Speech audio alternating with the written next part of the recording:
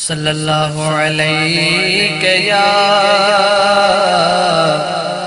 یا رسول اللہ وسلم علیک یا حبیب اللہ۔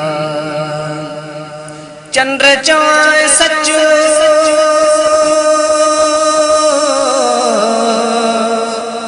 او مٹھیاں مور نبھائی،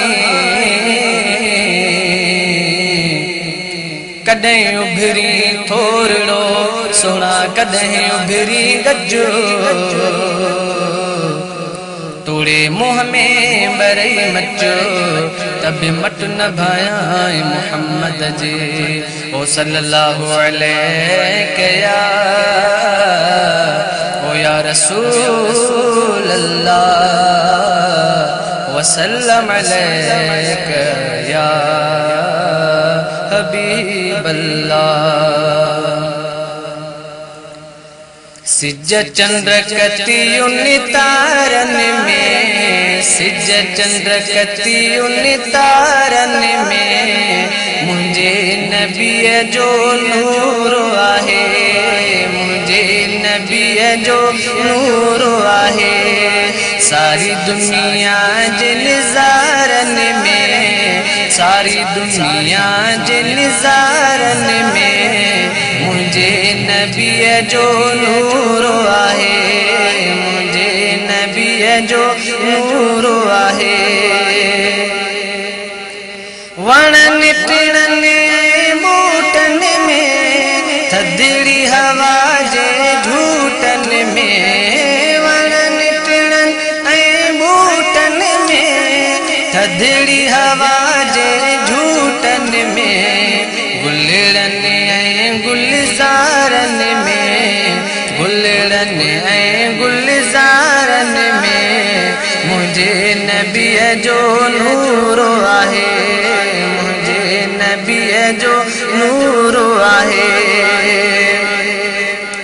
پکھڑن جی مٹھن بولن میں، سمندر جی سونن چھولن میں، پکھڑن جی مٹھن بولن میں، سمندر جی سونن چھولن میں، موسم میں گھملہارن میں، موسم میں گھملہارن میں مجھے نبی جو نور آہے، مجھے نبی جو نور آہے۔ آ قرآن جے ہر فن میں کھولے دس تو ورکن میں، آ قرآن جے ہر فن میں کھولے دس تو ورکن میں۔ وما أرسلناك إلا رحمة للعالمين، قد جاءكم من الله نور وكتاب مبين۔ آ قرآن جے ہر فن میں کھولے دس تو ورکن میں، قرآن جتری ہسی پارن میں، قرآن جتری ہسی پارن میں مجھے نبی جو نور آہے، مجھے نبی جو نور آہے۔